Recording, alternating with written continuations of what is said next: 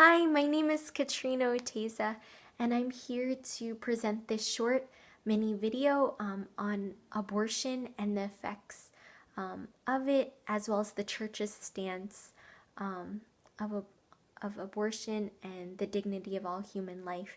And so I wanted to start off with this quote by St. John Paul II from his book, The Gospel of Life.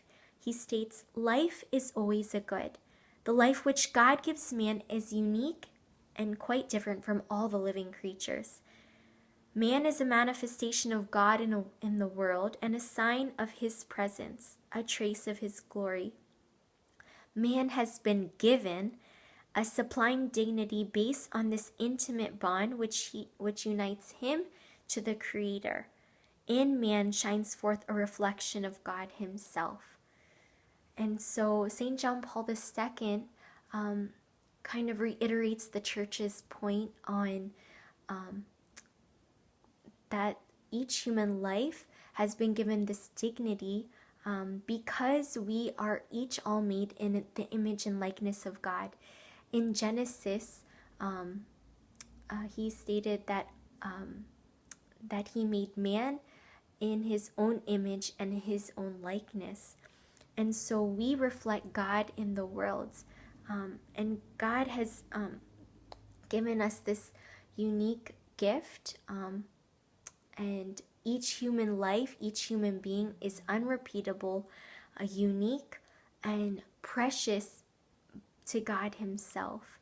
And so each one of us has this individual and intimate bond with God. In Jeremiah 1:5 it says, "Before I formed you in the womb, I knew you, and before you were born, I consecrated you." And so even before time, God has already known each one of us and has loved us.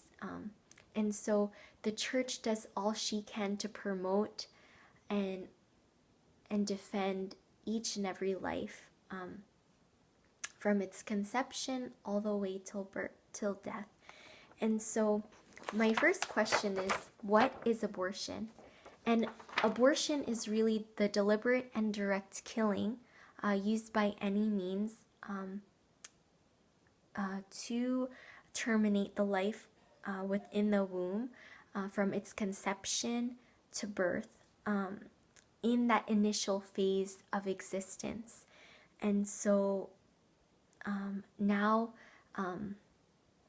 within that womb, life is, human life is, within that 9 months, you can see that human life has really takes place within the womb through sonograms and everything. You can see on day 22nd that the heart starts to beat, and on day 44 there's brain waves that occur, and even on sonograms you can see babies smile and hiccup and kick, and so that there is really human life within the womb.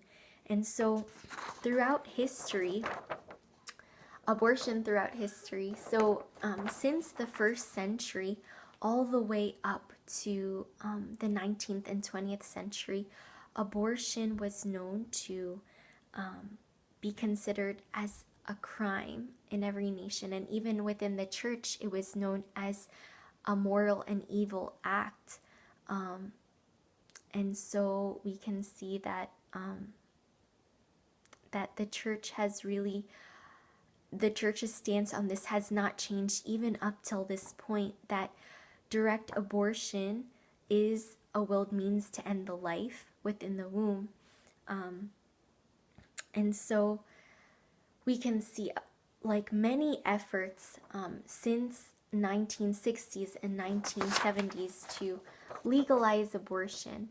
And so in the legalization of abortion, basically in that time they promoted women's success, women empowerment, sexual liberation, and they advertised for birth control pills to the women, as if the child within the womb will be a burden to them or to their success in life or their future.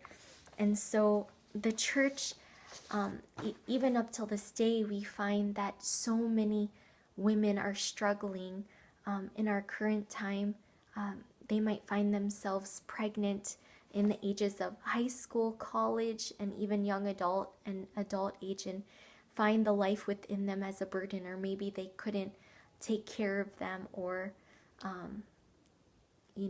things of that sort. And so our church really does its part in trying to promote and defend every human life, and through means of supporting laws and programs that really encourage childbirth and adoption, that there are other ways than just having an abortion, by addressing different issues of poverty, providing health care, and offering assistance to pregnant women, children, and families.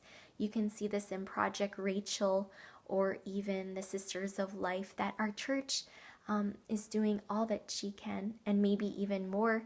Maybe this is a challenge for us as a church to really promote and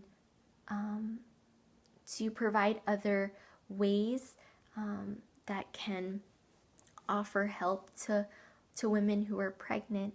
And so this has always been a topic, especially as a focus missionary when I worked on campus for young adult women, that there are other ways to save the life within you and also still have a future, if only we as a church can be there for spiritual support, mental support, and offer other means to protect every human life.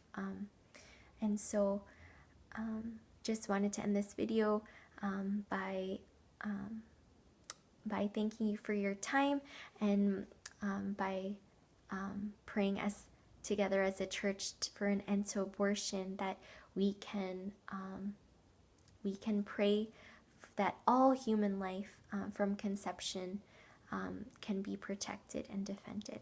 Thank you so much.